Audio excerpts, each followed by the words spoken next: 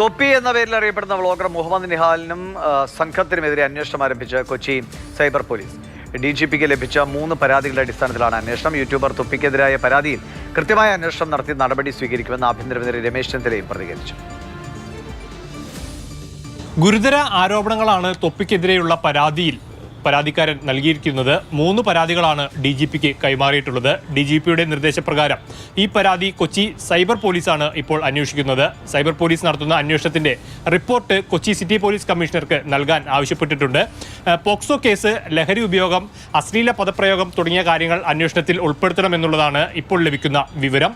അതുപോലെ തന്നെ പരാതിയുടെ ഭാഗമായി ഏതാനും ലിങ്കുകൾ നൽകിയിട്ടുണ്ട്. ഈ ലിങ്കുകളുടെ സർവീസ് പ്രൊവൈഡർമാരെ ബന്ധപ്പെട്ട് വിശദ വിവരങ്ങൾ എടുക്കാനും പോലീസ് തീരുമാനിച്ചിട്ടുണ്ട്. നിലവിൽ തൊപ്പിക്കും തൊപ്പിയുടെ സംഘാംഗങ്ങൾക്കും എതിരെയാണ് അന്വേഷണം. ഏതായാലും ഗുരുതരമായിട്ടുള്ള ആരോപണങ്ങൾ നിലനിൽക്കുന്ന സാഹചര്യത്തിൽ ഈ റിപ്പോർട്ടിന്റെ അടിസ്ഥാനത്തിലായിരിക്കും FIR ഇടണമോ വേണ്ടയോ എന്നുള്ള കാര്യത്തിലേക്ക് പോലീസ് കടക്കുക. ഏതായാലും വിശദമായി അന്വേഷിച്ച് റിപ്പോർട്ട് സമർപ്പിച്ച ശേഷമാകും ഈ കാര്യത്തിൽ തുടർ നടപടി ഉണ്ടാവുക.